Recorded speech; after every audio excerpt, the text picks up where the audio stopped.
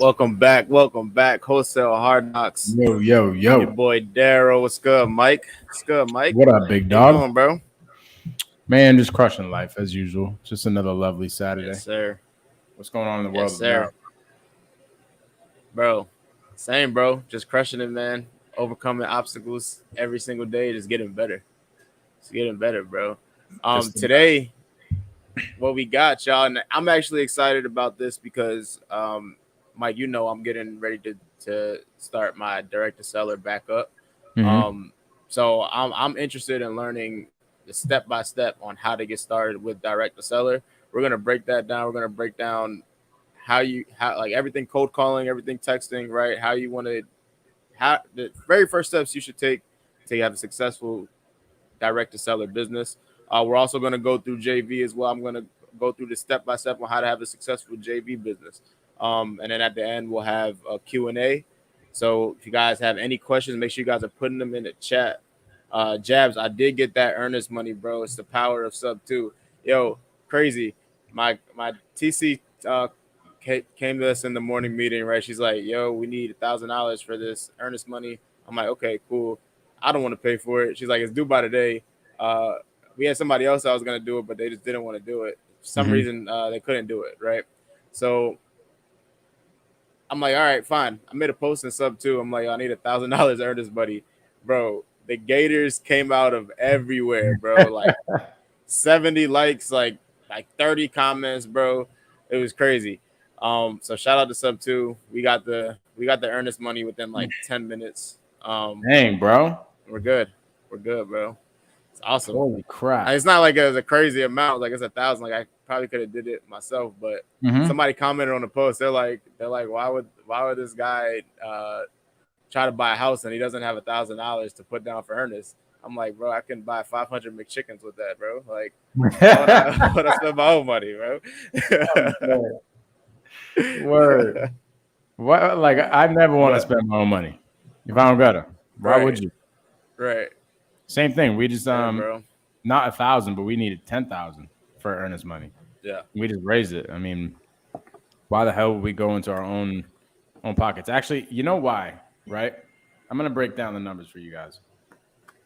Here's why we would never use our own money.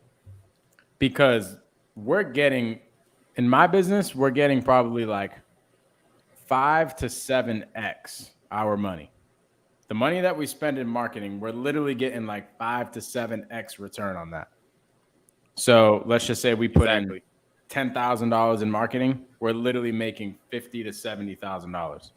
So does it make sense to go put $10,000 down in earnest money when I could just bring that in from somewhere? Not at all. Why would I do that? And then like Jabs just said too, it's a relationship builder as well when you use other people's money. Not as somebody that you can come to whenever. Like these are you just made a friend, right? Right. Like, think about that. Think about it's only $1,000, but think about what comes from that. You one, get the relationship, but two, you're also building credibility. Yeah. So now you can either reach out to him the next time you need more money. Let's just say you need $10,000 next time. Maybe he probably has a $10,000. He got a return as 1,000. Why wouldn't he do 10? Okay. And you also get the story. Hey, we just had a guy that submitted earnest money for us. He got a return on his investment in the first month or whatever, right? Exactly. It's the story now. So exactly. I love it, bro. Exactly. Matter of fact, I'm gonna do that. You guys can see my whiteboard. That is 9 deals that we have going on right now. Yes, sir. We still need to open escrow on 5 of them, I think. So we're gonna need earnest money. Say that again. Oh, go ahead. Nah, I'm listening. Go ahead. I was gonna say we're gonna need earnest money on 5 of those deals. If you guys want to be a lender for earnest money on those deals, shoot me a text, or actually shoot me a DM on Instagram at the Mike Gomes. Hell yeah, it's the way to go, bro. Yo, do you have a transaction coordinator? Just hired one yesterday. Fire. That's why. Fire. I was gonna say, yeah, bro. It's impossible to keep up with all those deals by yourself. So I learned that stuff the hard way. Cryptic asked, do you market on? Do you dispo on market deals? Do you, Mike? For me, I'm not saying that it's not a good model, right? Like I'm not downplaying the model or something like that, but it's just not my vibe. One, I don't like talking to agents. It's not my style. It's not my avatar, as Pace would say. Like I just don't really like talking to agents, right? Like I love negotiating with sellers. I love talking to sellers and getting them under contract. However, agents, it's like doesn't get me excited. So I just stay away from the on-market deals. And same thing with our buyers. Like I'd rather sell a buyer an off-market deal than an on-market deal. But at the end of the day, like, dude, people absolutely crush it. Look at Jonah Corchin. He crushes the Yeah, aging. You know what I'm saying? So I'm not downplaying it. I'm not like talking shit about it, but it's just not. I know my personality. It's not my personality. 1000%. Same. I mean, it's definitely doable, right? People are crushing it every single day on market properties. But just like Mike said, it's not our avatars. It's not my avatar. Just doesn't get me excited, you know. So let's I get into it actually today, bro. cool. Let's get it. I actually just bought What it. you gonna say? I'm buying a deal right now on the market. Yeah. Here's what happened. I get like the Redfin emails and all that. Like Redfin, Realtor.com, Zillow, they'll send you emails. Right. One popped up in my Yeah. market, like literally right down the street from my office.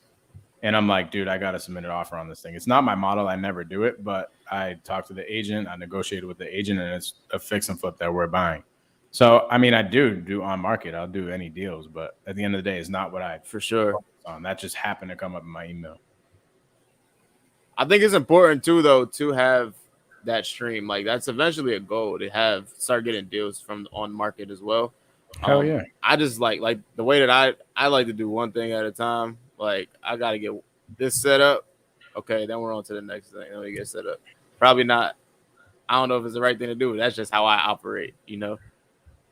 I'll But tell you, it is the right thing to do. yeah, yeah, Because for in the sure. beginning, I was doing everything. Actually, I was trying to do on market stuff and direct to seller at the same time, and it wasn't working. I was just trying to do too much. I was doing Yeah, a you gotta lot of lock in. the double dip strategy where you call an agent, you tell them that they can represent you. That way, they get both the buyer and seller commissions. That's actually what I did with that deal that we're buying down the street. But homie said, random question: what is Hard Knocks? The Hard Knock lifestyle, bro. Yes, sir. That's It's because the hard. we don't just show the goods like most people on YouTube. They're just showing the ups, right? Like we want to Here's show every here's what single Hard Knocks part is. of this. That's that's Hard Knocks. Dang, bro, turn that off before we get copyrighted, bro. Or All right, but nah, yo, but really too, and what I think about it is like it's just a grind, right?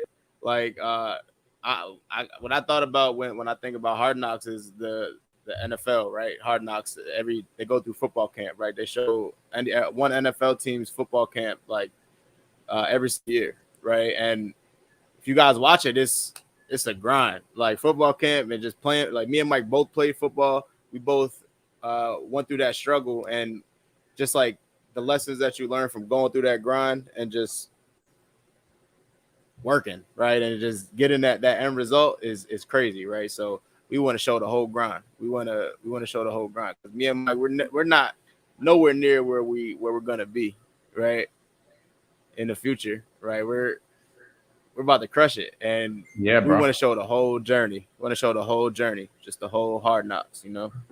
Yeah, like Daryl was saying, if you guys ever where the Wholesale Hard Knocks name came from is we both played football, and if you guys ever saw that show on HBO, it's called Hard Knocks, where literally they bring a football team and they show the whole entire training camp. Yeah, And me and Daryl going through multiple training camps in our life know that training camp is a bitch. Like that's the hardest part of football to get through those 3 or 4 weeks or whatever it is, right? Once you get through that, like, yo, it's game time. But you got to yeah, get through the shit. And this is the shit that you got to go through. So Hell let's yeah. freaking get into it, dog. I saw one Let's question. get Do you it. know any Ohio investors who crush it? Yes. I know. I know a lot of them. Hell yeah. One of my favorite is Kevin Kozak. So if you go to Kevin Kozak on Instagram, Kevin KEVIN underscore Kozak KOZAK, he's a freaking killer. He's buying deals. He's wholesaling. He's a beast. He's doing a lot of stuff over there. I love it. I love it. All right, bro. So, Mike, how do I get into direct to seller, bro? Like, if I want to start cold calling, if I have, you want to start like if you have money or like, I mean, I guess either way, it's just pretty much the same thing. But if I want to get into direct to seller, I know I want to talk to sellers. I want cold call. I want to text. How do I get into that, bro? Okay. So why don't I share my screen? Let's do it. Shout out to everybody who's watching right now. Make sure you guys like this video, subscribe to both channels if you're not subscribed to both channels. Me and Mike go live every single Saturday, 12 a.m. Eastern Time, 9 a.m. Arizona time, and we're talking everything real estate, everything wholesale, and everything fix and flip, rentals, creative finance. We're talking everything. Um, while Mike's getting that up, I got another question. Antoine Living, how did you get your first deal? We're about to go through that right now, bro. We're about to help you get your first deal.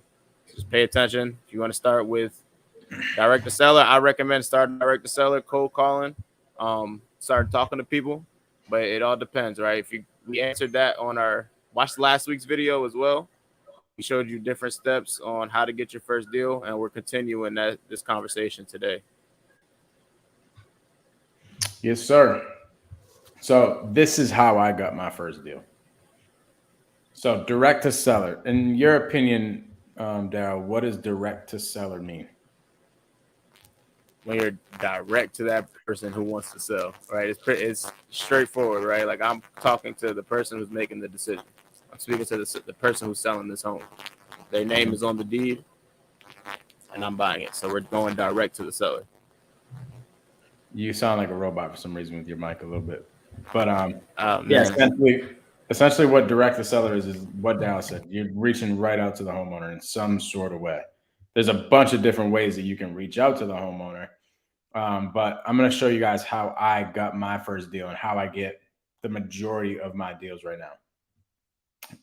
My direct to seller strategy. We went over, if you guys watched last week, all the different direct to seller strategies. Being direct mail, radio, cold call, text, door knock, like so many different things that you could do for direct to seller. But for me in my business, I'm doing cold calling and texting. And that's what a lot of people do. So let's talk about it, right? There's direct to seller, there's all these strategies, right? But we're going to talk about cold call and text. So, what do you need in order to cold call and text? You're going to need prospects. This is essentially like the first thing that you need. You need to know who you are cold calling and texting. So, what is a prospect? A prospect is essentially an address, a name, and a phone number. So, for some reason, you're going to go prospect that person. Maybe you drove by the house and you saw that it's run down. Maybe you pulled the list and there was a pre-foreclosure list that you pulled off or something like batch leads or prop stream. Some sort of prospect, some sort of address, phone number, and name that you're going to go after to see if they would sell their house for some sort of reason. There has to be some sort of pain attached to it, right? So for me, in my business, we prospect blanket like pain list, what we call it. So what we're doing, right? We're going to places like we're pulling lists of prospects from PropStream and batch leads, right? And essentially, what this list is a blanket pain list, meaning there are a bunch of things attached to these prospects that could make them want to sell their house. This could be, name some down. They're just tired of owning it, right? Tired landlord. You got pre-foreclosure, like you said. What else? You got vacant for a long time, right? Tax liens. So many. You have I've heard people talk about child support liens. You can pull a child support lien list. Um, put some in the chat. What you guys got in the chat? Put some lists you guys can call if you guys are making calls. Um, what else we got? High equity, no equity.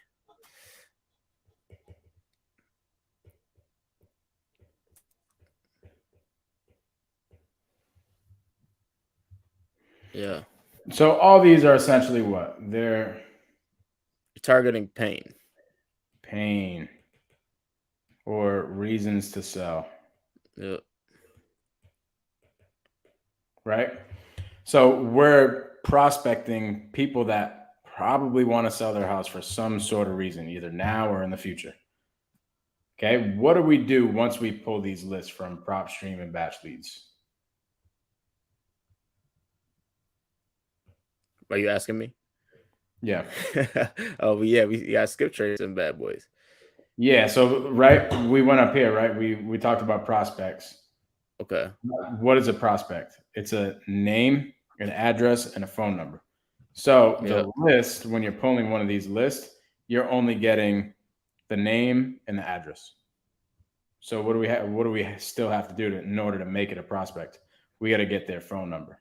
So Yep. we got to do this thing called skip trace. So there are a ton of skip tracing softwares out there that you can go to. We just use Batch Leads.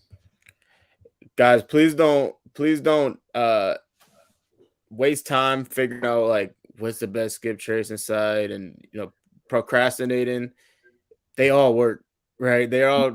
Most of them are getting their data from the same places. Some are better than the others. You may have to pay more for some, but just skip trace them. Just call them and see what happens. Right? Don't let that slow you down. Yeah, I've done deals literally from like every single software. Yeah. From Batch Lead, like any skip tracing software. I used to use REI Skip, Batch Leads, PropStream. Deal Machine has a skip tracing software. Like literally, I've done deals from every single type of skip tracing software. So what does that mean? They all work. So what Daryl's saying is don't get caught up in analysis paralysis. Just go in and take one and take action. So you got to skip trace them and get their phone number. Boom. So now what do? Now you have a list of prospects. You have a list of people that have some sort of pain, right? They're attached to some sort of pain, whether it's pre-foreclosure, tax lien, or something. And you have their name, you have their phone number, you have their address. What do you have to do now? You have to call them or text them to see if they would ever sell their house. You have to prospect them. So what do we have? What do we need now, Daryl? Like what does it go from when it goes from a prospect to the next thing? What's the next thing? Like You need a phone. You need a phone. You need some way to call these people. Right? You need to get in contact with these people.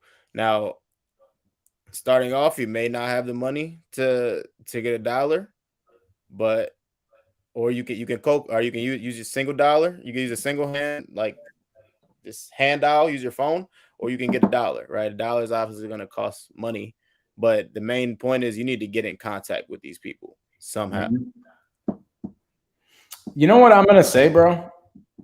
I'm going to say that you need a freaking dollar. I think so too. Like, put it this way.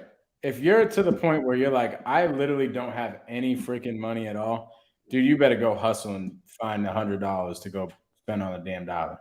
Yeah. Or you just don't want the shit enough. Like, can we just be honest here? That's facts. You see what I'm saying? Like, do you that's really want facts. this shit or no? You can't go out and hustle and make $100 for a dollar. You got to do it, right? Or else it's just like, to me, it just you're not invested enough. You're not convicted enough that this is what you want to do. That's So real. I'm going to go ahead and say you need a freaking dialer. So I used to use a very simple dial in the beginning called Mojo, right? And then my business started leveling up and I got to higher level dialers. We now use batch dialer, but this is the same thing as the skip tracing software. Don't get caught up on all the different dialers. Just pick one and get in it. And essentially what happens, right, is you have this list of prospects and you have a dialer. You essentially, what you do is you essentially upload this list into the dialer, and literally you press a button and it starts calling.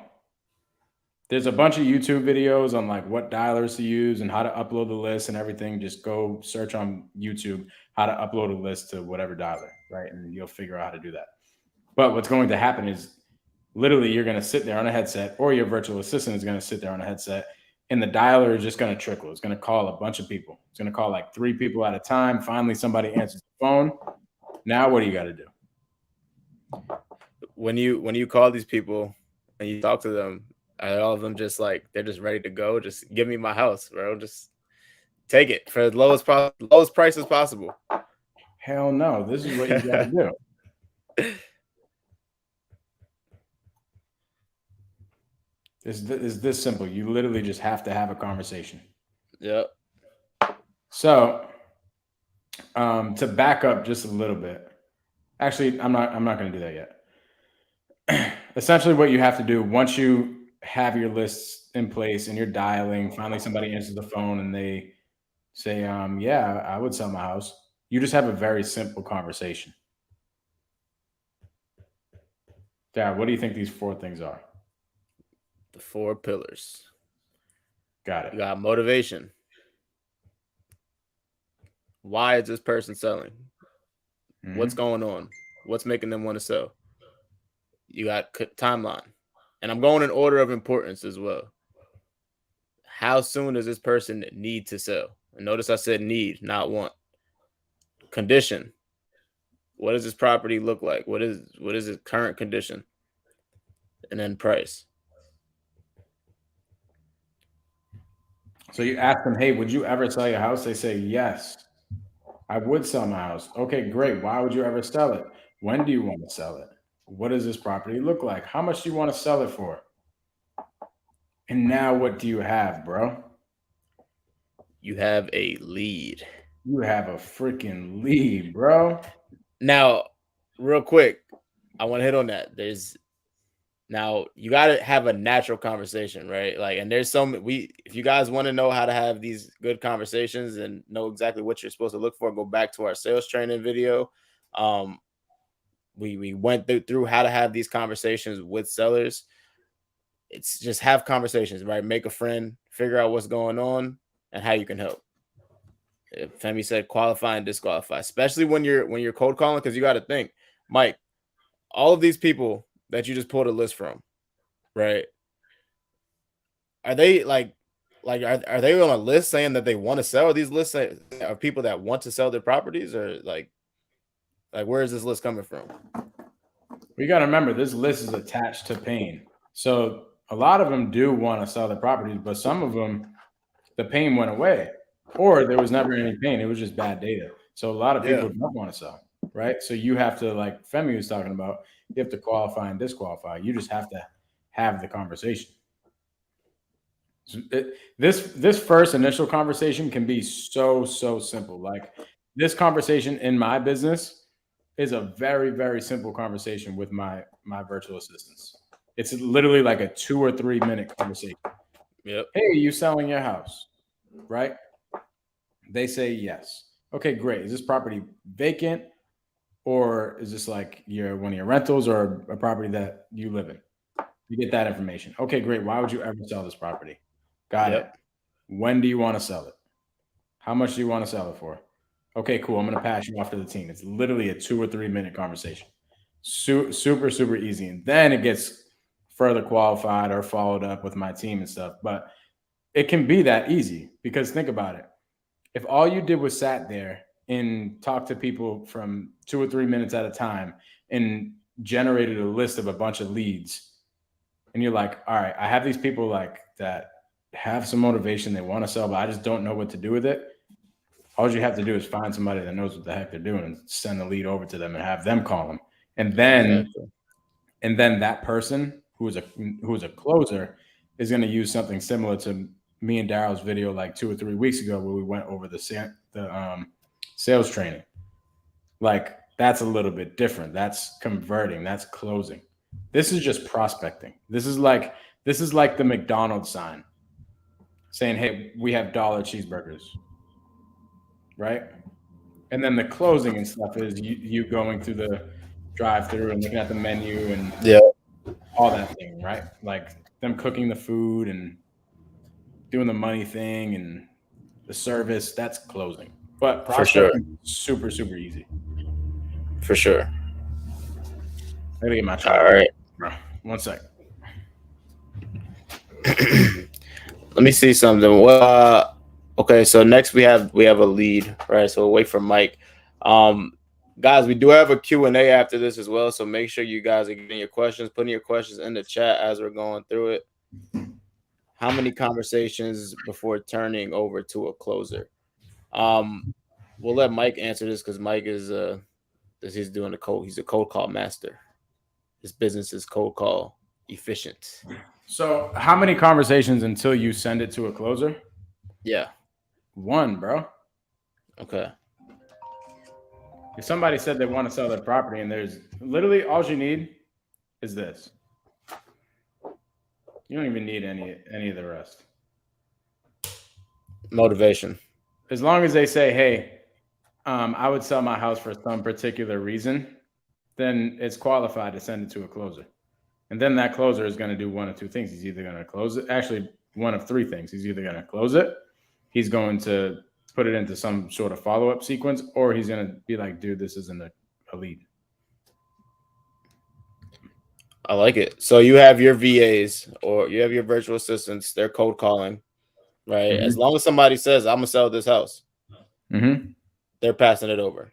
They don't need Mm-hmm. the timeline, condition, the price. As long as they say, "I would potentially sell this property," you're pushing it over. Yep. I like it. I like it. So All right.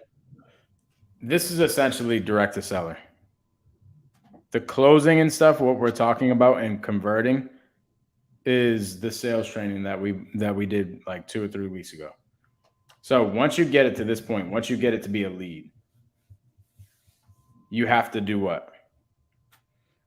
You have to convert it. You got to close it. Right. Turn it into a deal. A lot of people confuse leads with deals. A lot of people do that. Yeah, this is the next thing I was just gonna get into. You have to turn this lead into what? A A deal. deal. When is it? What is a deal, Mike? A deal is, here's what a deal is. Actually, to keep it simple, it's just a contract. Something that a seller signed and said, "Hey, I would sell my house." I wouldn't even say that. I wouldn't even say that's a deal. I would say it's not a deal until that wire hits your account, bro. Because anything can happen. Anything can happen. A deal is when that case is closed. No longer nothing to do with the house. It's not an escrow anymore. That deal is closed. We have a HUD. Money's in my pocket. Sellers all on to their next chapter. That's when it's a deal. That Contract is a contract. So you got a lead contract and you got a deal. I like that actually. Yeah. So you got to convert a lead into a contract, and then a contract finally gets converted into a deal once it's performed. Exactly. On. I like that. Exactly. I love that. So yeah, essentially, like when we're talking about direct to seller, that is marketing. Like direct to seller is marketing. What is marketing? Marketing is prospecting leads. The other part is conversion. That's like a whole that's honestly a whole separate sector of the business. For sure. Like that's treated different in my business is treated different. Like I run this part of my business and my business partner runs all this. Because he's my integrator. He's the guy who is pulling all the data. He's the guy who's making sure that the virtual assistants are having the good conversations and all that. So, to give you guys an idea of what the conversation looks like for my team when they're generating a lead, it's very, very simple. They say, they first ask if the seller would sell their house. Finally, somebody says yes.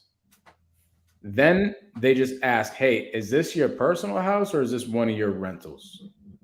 And they try to strike up a conversation. They say, oh, it's one of my rentals. Oh, how have the tenants been? Oh, they've been good. Da, da, da, da, da. They break the ice a little bit. And then they just get right into it. Hey, so why would you ever sell this house? They ask the motivation question. They don't dig into it. They don't really like go crazy into it, like asking well, why don't you sell with the realtor and all that? They don't do that. That's for the lead manager. So all they do is ask a motivation question. Why would you ever sell your house? Okay, cool. Well, if we can come to an agreement on a price, what price is good for you? Okay, you want $200,000 for it. Got it. When do you want to sell your house? I want to sell in 2 months. Okay, cool. What I'm going to do, so here's what happens now. My virtual assistant then says, okay, what I'm going to do, I'm going to pass you over to our secretary. She is the person who sets up phone call appointments for the acquisitions team. She'll be in touch within the next hour. Okay, great. The lead manager hops on the phone. From there are 3 categories that this lead is put in. It's either hot, warm, or perspective, or you can just say cold, right? Like there's 3 levels to it. With those 3 levels, there's 3 different conversations. For the hot ones, where like all these pillars were hit like crazy, and my lead manager looks at the lead like, holy crap, this is a smoking lead. All she does is she says, hey, I'm the secretary here at Silver Homes. I set up the phone call appointments for the acquisitions team.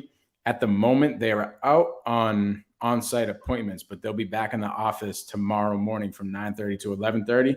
Is it cool if they call you then? Okay, great. Boom. That way they just set the expectations so that they show that there's a hierarchy, right? Now they're like, oh, wait, the acquisitions team is calling me. Like I'm special. I like that. Saying? So Go ahead. So your lead manager, they're not really digging to paying really at all. They're just setting an appointment, or are they getting into everything as well? So that's with a hot lead. The reason why we do that with a hot lead is because we don't want to annoy the hot lead. Like the hot lead already gave us a lot of sauce, right? That makes sense. So we just want to, you know what I'm saying? We just want to set the expectations for what's going to happen. Now, a warm lead, they have a little bit further conversation. Mm-hmm. So what the conversation is with a warm lead, this might be somebody that said that they want to sell their house in a few months. There was motivation that was kind of there. The prices maybe near retail, not the craziest not the hottest lead. So the lead manager says this.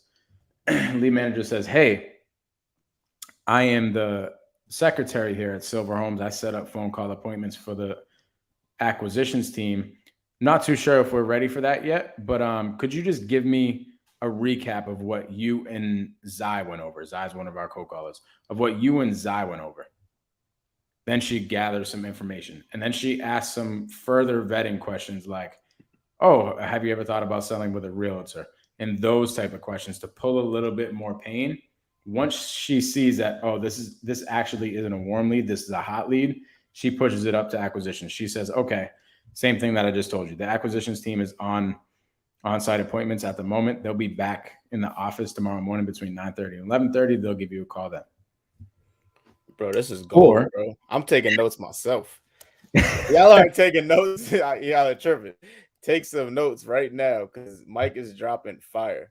I like that because it's different for me, right? Like, because I'm strictly, and we're gonna go through my business later, right? As I'm strictly JV, right? So somebody sending me these leads, they already spoke to them. They're dead leads pretty much half the time. So my lead manager, he's treating it like a new lead every single time, right? Mm-hmm. And when we get them on the phone, he goes through everything, right? And he gets the 4 pillars, he dives deep, and then he sets the they set an appointment for the closer at the end. So we're treating everything like a new lead, and we don't have that first step where it's just prospecting, right? So when I do get that, this is freaking helpful, bro.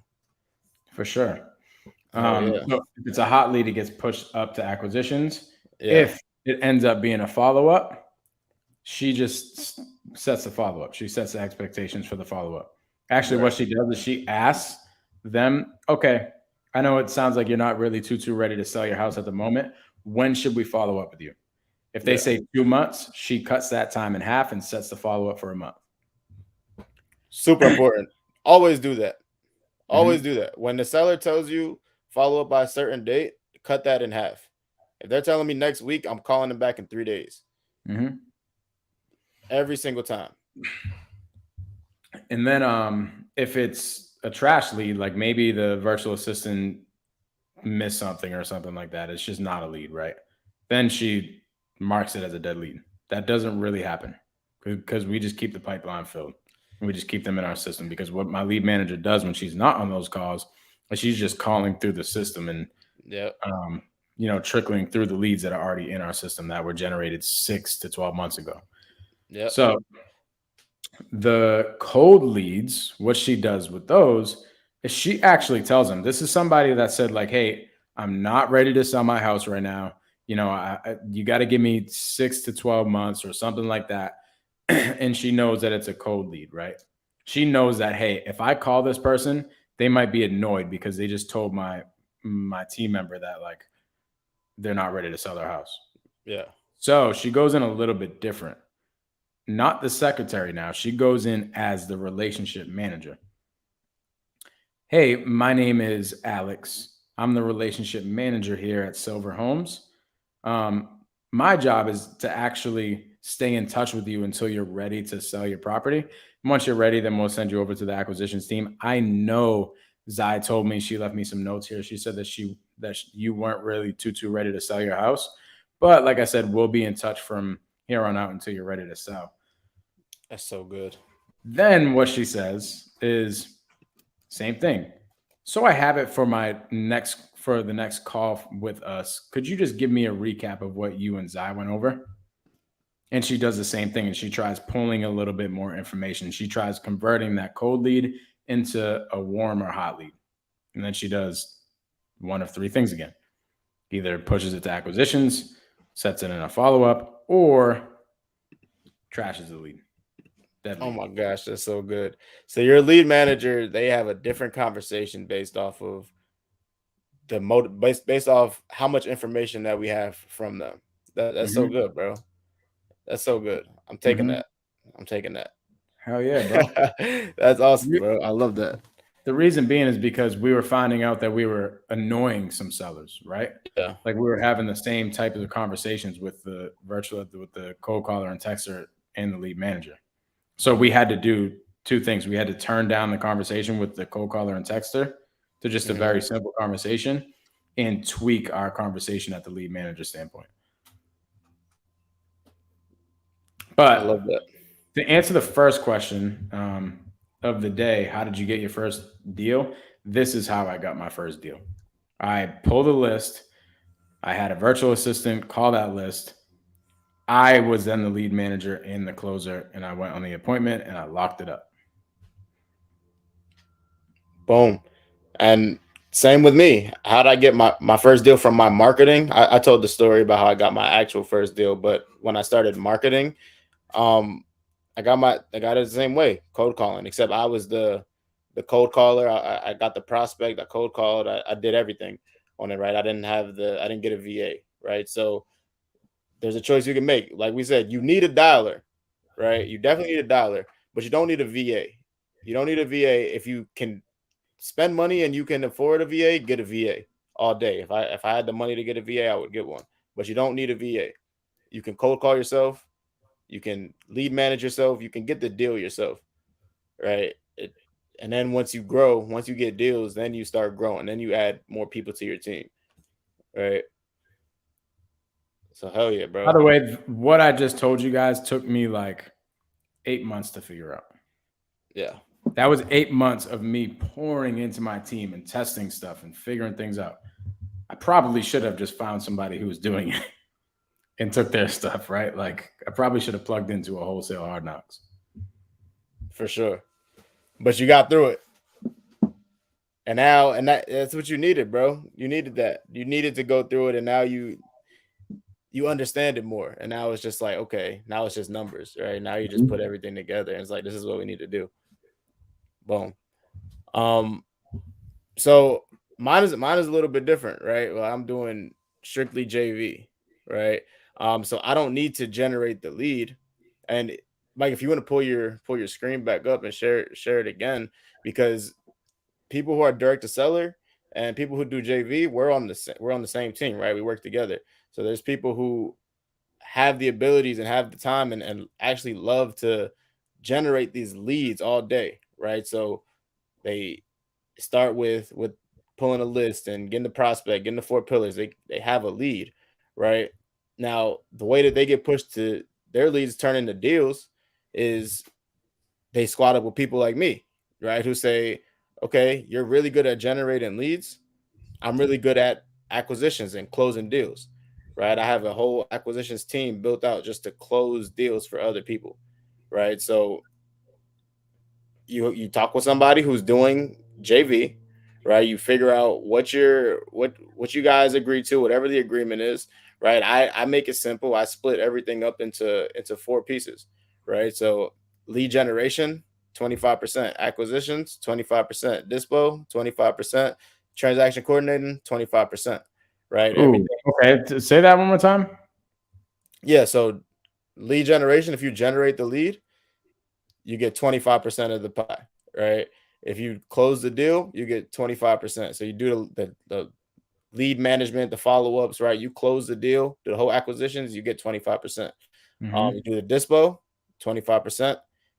You do TC, 25%, right? So I tell people all the time, if you want to do 50-50, find the buyer, right? I'm going to do the acquisitions and I'm going to control the deal. I'm going to do the TC every single time, right? Majority of the time. Sometimes I don't. If it's beneficial for the deal, then we'll just let them do it, right? If it's like in cities like we're doing a deal in New York right now, and our JV partner has an LLC in New York, you have to go through attorneys and stuff like that. So we're like, okay, you can do it in your LLC, right? That's fine.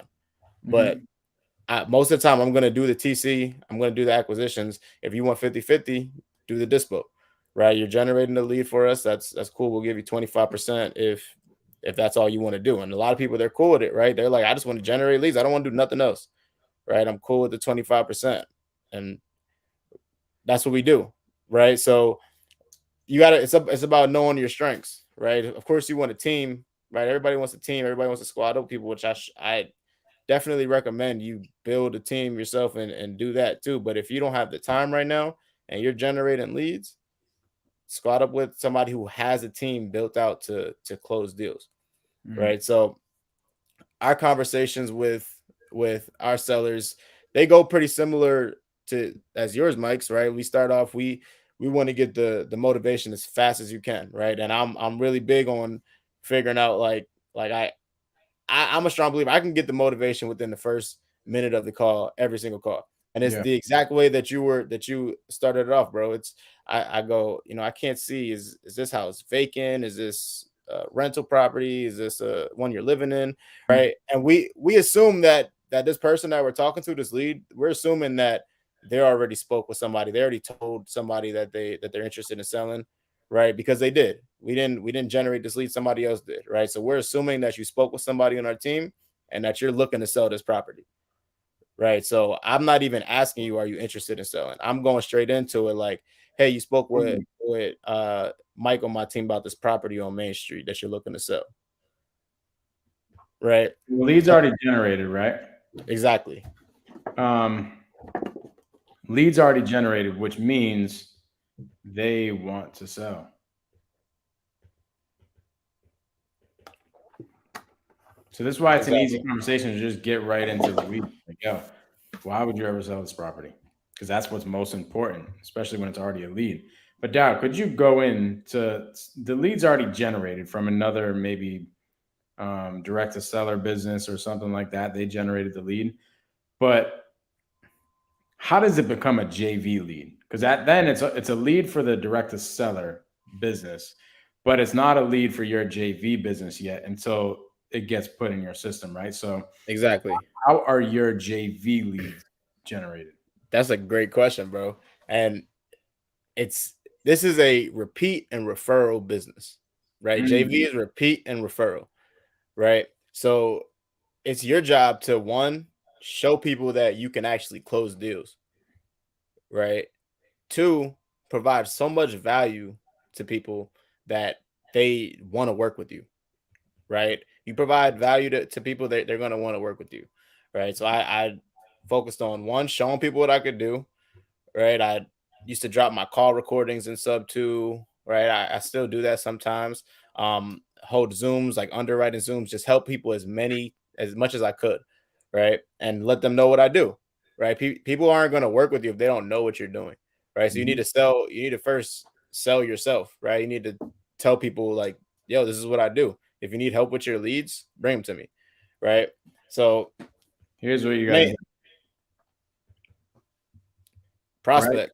You're Yeah. prospecting. You're what you're doing, bro, is instead of going directly to a seller and being the McDonald's sign, you are being the McDonald's sign yourself to different prospects, not sellers, but JV partners. So you're raising the McDonald's sign that says, "Hey, I have dollar cheeseburgers," to JV partners. Yep. And then finally somebody's like, "Damn, dollar cheeseburgers, hell yeah."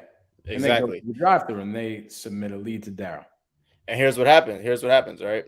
Once you close one deal for somebody, right? You bring them their deal. Most times, they're just going to keep bringing you leads, right? Bro, once you feed a Big Mac, dog.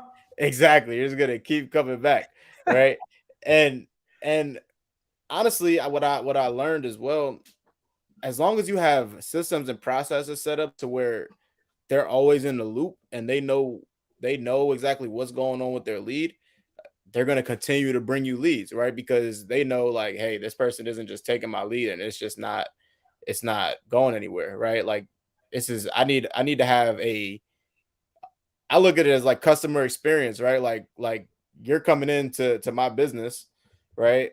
And I want you to have the best experience possible, right? So what I do is I have it set up to where as soon as somebody sends in a lead, it gets put onto an Excel sheet, right? A spreadsheet that gets shared with me and you, right? Mhm. So every week my team goes in and updates that spreadsheet with your leads, right? So you know exactly where the leads are in my system. You know when the last conversation was, you have the notes, you know when the next call is scheduled, right? So now you don't have to keep stressing yourself out and stressing me out by getting me up every single day, you know, calling me what's going on with this lead, what's going on with this lead. When you have 50 to 100 JV partners, right?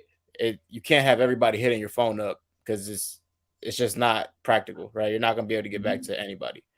Um, so yeah, that's the main thing, right? And you need to have something simple like so.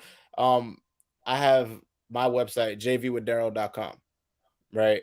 You just go jvdaryl.com literally and input your leads, right? Like I have it very simple, it's very catchy. You can't really forget that. Like jvwithdaryl.com. If you know me, you should probably know how to get leads to me, right? You just literally jvwithdaryl.com, right?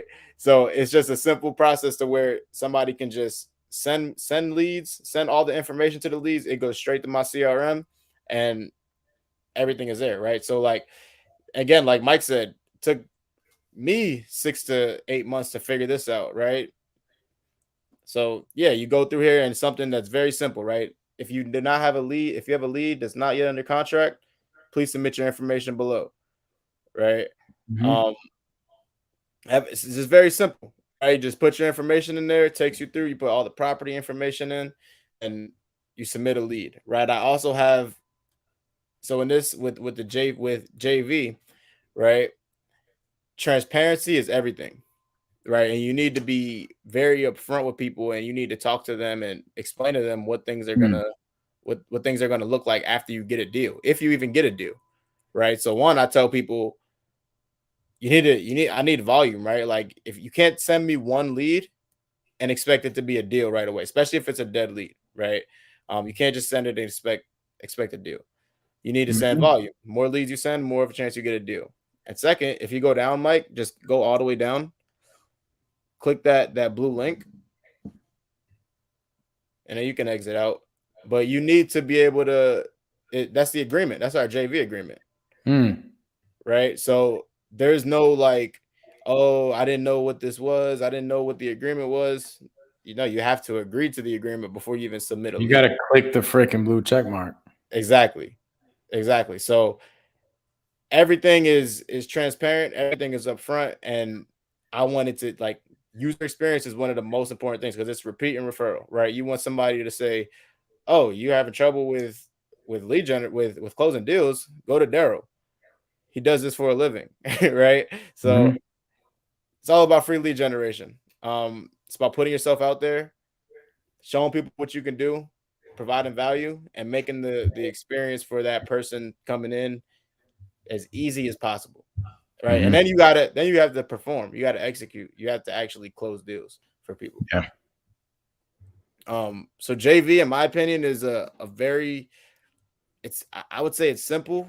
But again, it's not easy, right? Just like with real estate, right? It's not easy at all because you need consistent people to send you leads. So I would say start with one person, right? Find somebody who is generating leads on a regular basis, but is just not closing deals. And you tell that person, hey, I can close deals for you, right? Mhm. Free lead generation. So somebody be resourceful, right? Find somebody who is generating leads, or if even you can JV by finding somebody who has a damn dialer and using the dialer when they're not using it, right? Like all of that is JV. There's so many different ways to JV. You can if you looked on my JV website, there's also a place for dispo, right? So if somebody has a deal that's under contract, we can JV that way too. I'll find a buyer for you, and I got my list of markets on there that I have buyers in. And if you want to send a deal in, you can send that too, right? So you can JV in so many different ways. Do not You got to just be creative, right? Be creative. Yeah. Daryl gives 25% for TC. So maybe you're a real estate agent who has never done a deal before, but you really understand how transactions are done from a contract standpoint, right? Like plug in with somebody who needs a transaction coordinator. You could literally get 25% of a deal and you see a deal go from start to finish. Yep. That's what's so important. I think one of the biggest things for new investors and new wholesalers is to get their hands on a freaking transaction. Because what it does is it puts a light bulb off in your head like, wait, holy crap, this is a real business. For Dude, sure. I was going to quit this business because I was like 6 months in spending a shit ton of money and didn't make any money. I thought the business was fake. Once I got the first $20,000 check, yeah, come on, bro. It's I'm like, over. nah, it's over. I gotta It's go over. find the next one. Right? Exactly. That's it. I love it. Um, bro, what I wonder if we have any questions. Did you guys have any questions? Donna says, "Do you leave the seller your phone number?" I do. I mean, they have it when we call too, right? Like, Mhm. so you want them to get back in contact with you, right? So most people have caller ID, so they have your number regardless. So I like to send texts, to let them know who I am, right? And the whole goal is to get them to save your number and know who you are when you call. Yeah, most people these days like they have caller ID and they Yeah. know the phone number that called them. So I won't leave the phone number like, hey, this is Mike. Give me a call back at 774. Da, da, da, da. Right. Right? Right. I'm not giving you guys my phone number because no, I'm playing. But anyways, I don't do that. I do more of like a very broad type of voicemail. Yeah. And it's just like, hey, this is Mike. Give me a call back. I like to make my voicemails fun, bro. I tell the seller, I'm like, I say, hey, it's Daryl. We haven't spoken in a minute. I miss you. Give me a call back. Just give me Mm-hmm. a call back. Or I won't even say my name. I just say, hey, I miss you. Give me a call back. Or you could make it. You want the whole goal is to make them curious and want them to call back, That's right? it. So like you could say, hey, seller, it's Daryll. Got great news for you. Give me a call back. Mm-hmm. What's the great news, Those right? are those are great ones, especially for people that are ghosting you. I use the two that I use the most for people that you have already talked to and that are ghosting you is, hey, I got great news. And two, should we assume that you're all set? Should I assume that you're good? Is this deal done? Is this a dead deal? Right. Yep. I like that. I like to send that on text. I like to send that through text. Mm-hmm. Is this deal dead? Mm-hmm. Um, another voicemail. I use it the cliffhanger voicemail. Have you ever done that? No. What's that mean? So cliffhanger voicemail is when you just stop in the middle of your conversation and just hang up, right? So it's like, hey Mike, it's Daryl. Just give me a call. Just drove past your property and just hang up. Boom, just click. I love Yep. So they're that. like, what the heck? What Hey, is he gonna Daryl, it's say? Mike. I mean, I have to tell this something. It just yep, just hang up. I love that. I Just love it. hang up. Fletcher says, is your lead manager a VA or local? For me, mine's a VA. I have one of each. I have not one of each, but I have one VA and I have a couple lead managers that are local. My goal is to get everybody VAs. I want my whole team to be VAs. Closers, lead managers, cold callers, like literally everybody. Probably have a sales manager, dispo manager that are in the States, Mm-hmm. but majority of my team, I want them to be VAs. Love it. Yeah. What else do we got for questions? Let's see if we got anything else. Can you talk about what some post sale looks like? Oh, what a post sale looks like. Are you talking about like the last compartment of the Sandler submarine? Maybe I think so. this is just I let the seller know, right? Like once we have a deal locked up, we let the seller know, like, hey, we tell them a third party story of what happened in the past where a seller came back and they tried selling to another buyer and it just got in a crazy litigation. Here's literally what I say. I blame it on somebody else. I'm like, hey, we actually did a deal like 2 months ago where another buyer came in after us and got the property under contract like $5,000 or $10,000 more than us. What happened was my business partner doesn't play that stuff, right? Like we're spending a bunch of money every single month in marketing, and my business partner's like, yeah, no, that's not happening. It's not me. I don't want to get into the litigations and stuff like that. But that specific example, we ended up in a crazy litigation. Not only was it bad for us, but it was even worse for the seller. I just don't want that to happen for you. So like before I go back and show this contract to my business partner, are you ready to go? Like are you set in stone? Yeah, I'm ready to go. Okay, cool. So don't come back to me and tell me that you have another buyer or some BS. Why is that important, bro? It's important because this week we had a seller come back to us where we failed to do this at and said, here's what the seller said. The seller was like, I can't find a place to go. It was contingent upon her buying another house. And she said, Yeah. I can't find another place to go. Right. I'm not getting approved for the place. And I'm like, is that really what's going on? I started having a further conversation with her. I talked to her for like 20 minutes. Come to find out she had another buyer go there the next day. Yeah. Like, yeah, well, this other buyer came here and offered me like $20,000 more than you guys. Like, Happens every oh, time. got it. So you're lying. You didn't even talk to the people. Happens every time, bro. So now we're working those things out. But it's like at the end of the day, we're under contract. She can't go with anybody else. But I don't want to get in litigations and stuff with We don't people. want the headache. We don't want the headache. A headache, dude. Like, And we want the money. We don't want to wait. Like litigations mean you gotta wait to get paid on that deal. Nobody wants to wait to get paid. You don't want to wait a year, 6 months to get paid on a deal. Like Exactly. Just get it done. Let's make sure everything is good. We went through the post sale when we went through Sandler and that sales training again. So like if you really want to deep dive in post sale, I would go into that as well.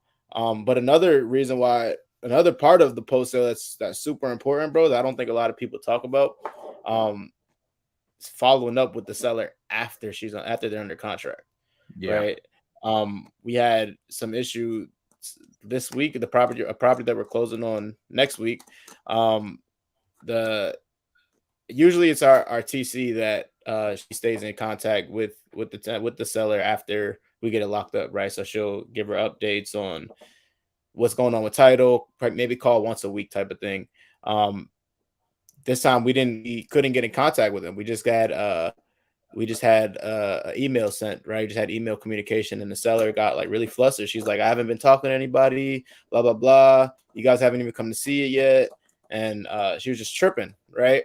So we had to get back on the phone with her, calm her down, and everything like that.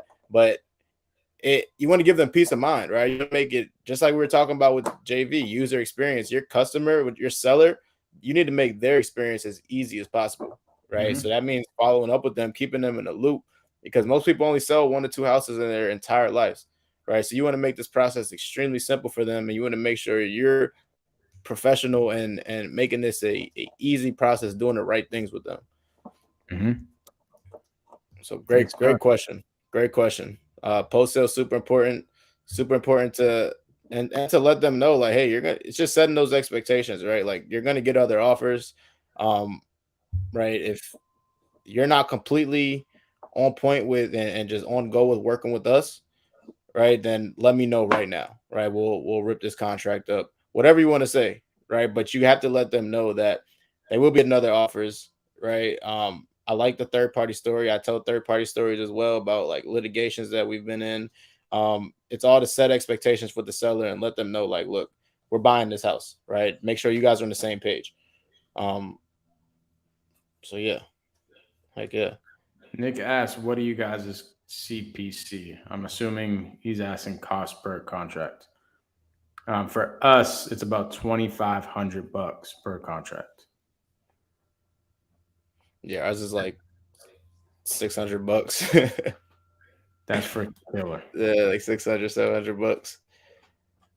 That is killer. Yeah, it definitely is. But I'm going to start. Like I told you, I need to get in direct to seller as well, because you can predict that. You can predict your deals way more, right? Like I can predict if I put this amount of money in, I should be getting this amount of money out, right? Mm-hmm. JV, it's a little bit different, right?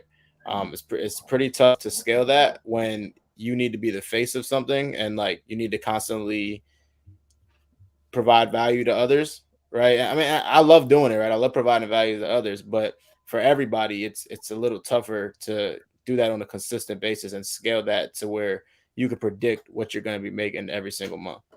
Mm-hmm. Yeah, facts. Um, can you share what your VA team meetings look like? So, Nick, in the beginning, like I spent, I don't want to say too much time, but I spent a lot of freaking time pouring into my team, figuring out what I taught you guys at the beginning, figuring out the step by steps of how these conversations should go. Um, and it was like the meetings were everything. There were call calibrations, there were role plays, there were all these things, right? But now that my team has matured, what we do is I actually like when a new team member comes on the team, I have somebody who's already doing it, who's been in the game with us for like 6 months. I have them teach them what to do. So they have their own separate meetings. And then what our team meetings look like is more of like a culture uplifting type of thing where we're talking about mindset and we're talking about like what's going on in their personal life and their goals and everything like that. That's essentially what goes on in our daily meetings now. And all the coaching and stuff is done within the team. So it's essentially it's the it's the player coach model. So like Alex on my team is coming up, has came up to lead manager, right? Karen on my team used to be a lead manager and is now an acquisition manager. So Karen is teaching Alex, lead manager. They go have their own separate meetings. So that's what I mean by player coach model. I'm not on meetings with my team anymore, like really coaching them like crazy. As far as the virtual assistants goes, they're coaching themselves. But when we have a team huddle and I have all the virtual assistants and the whole team together, we're going over stuff like mindset and that. Now, the other meetings that I have, if you guys watch my YouTube channel at all, every single day, Monday through Friday, I go live with my acquisitions team. They bring opportunities to the table, and I give them advice on what to do with the opportunities. And essentially, that's what the coaching looks like for me and my sales team. And I send my sales team over to Daryll. Daryll actually has a sales training that he has going on, and I'm like, hey, why don't you guys go plug in with Daryll and get some sauce over there? And Daryll has a bunch of things that he does in his sales training. Heck yeah! Shout out to Karen. Shout out to Karen and Felipe. They've been How they crushing doing, it. bro? They've been crushing it, bro. I I love love it. seeing the growth, bro. I love it. Well, yo, I think that's all the questions we got for today, brother. I hope you guys got some value today. Make sure again you guys are subscribing to both YouTube channels. It should be in the description below. If it's not, we'll add it there. Make sure you guys like these videos for us. Like this video. If you guys have more questions, go back and watch the previous videos. Watch the sales training videos. Watch the introduction we did to today's video. Make sure you guys are tuning in every single Saturday at noon Eastern time, 9 a.m. Arizona time. We will be here every single Saturday. Mike, you got anything else for anybody? We got somebody that said, hold on. I think you might have a question. And then there's another question up here that I can answer really quick. When a seller denies to sign at the closing table, have you ever put cloud on title? If yes, how does that process look like? I've never had that happen to me, like all the way at the closing, but I was the wholesaler, not even the wholesaler, the buyer that was trying to buy a property from from a seller who was under contract with another buyer that I wasn't aware of. And the other buyer put a memorandum on the property. That's how we found out that there was another buyer there. So essentially what that other buyer did is the buyer filed what we call a memorandum, clouded the title. And when I went to go buy it, not knowing that there was another buyer involved, it popped up on title. I reached out to the buyer. Buyer wouldn't even talk to me. And he had like his attorney say, yeah, release it for 60 grand or whatever. I'm just like, all right, bro, whatever. You can have the deal. But essentially what that buyer did is he put a memorandum on the property. It came up when I went to go buy it, and I couldn't buy it unless I gave him 60 grand. Check this out. I'm going to show you how that wholesaler did that. And it's actually really, really, really simple. All right. So you go here, deeds.com. You go to e-recording. And it doesn't work in all states, right? But majority of states it does. And it's a really simple process. They're closed for the weekend, so they won't allow me to show it right now. But you literally set up an account, you start a package, you upload the documents, you upload the contract, and you upload the signed and notarized memorandum, and then you upload it to them, and you they'll literally send you a message. They'll file this within an hour, right? It's actually really simple. It's most states are different for the prices, but I think last one we did it was like $80. You did one for 80, and then there was another one for like 75 in Georgia.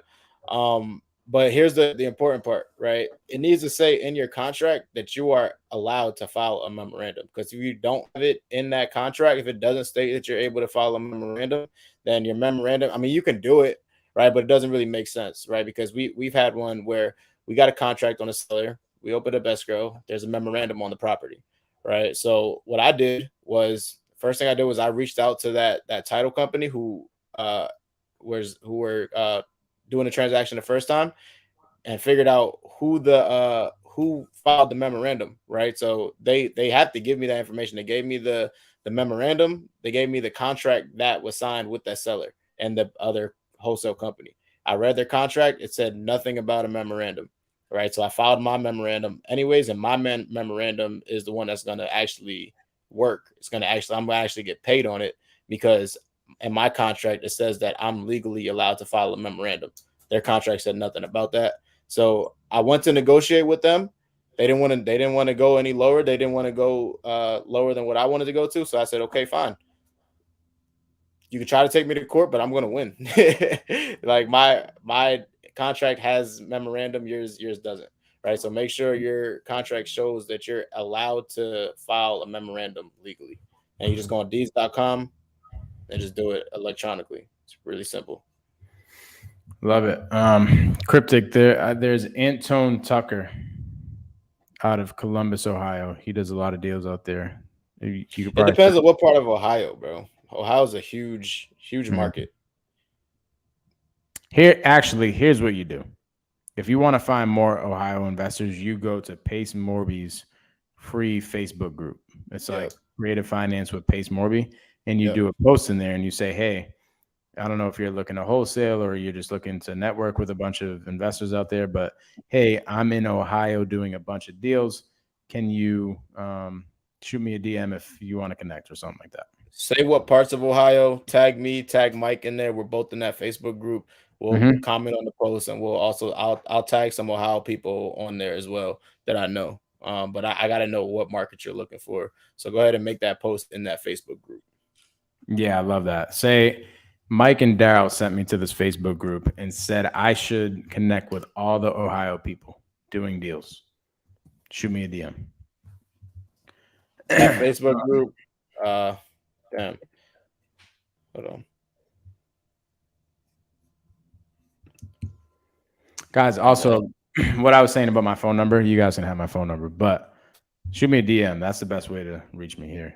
The Mike Gomes. If you guys just want to get in touch with me, at the Mike Gomes on Instagram, shoot me a DM. I'm doing voice messages, video messages, everything with you guys.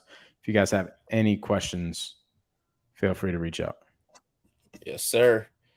Yeah, and that's it. Here's the Facebook group. If you guys missed that, it's Creative Finance with Pace Morby. If you're not already in that group, make sure you go to that group. It's the biggest creative finance and just real estate investing group that I've seen on Facebook. Pretty sure it's the Mhm. biggest out there. Make sure you guys tap into that. Plenty of sub two students, plenty of people who are crushing it in there, doing deals. Go network and squat up with people. As for Wholesale Hard Knocks, what is this, bro? Episode 19. Yeah, bro. I love it, dog. 19 straight weeks. We're not planning on missing any days. So make sure you guys tune in next Saturday, 9 a.m. AZ time, 12 o'clock Eastern time to Wholesale Hard Knocks. We out of here, y'all.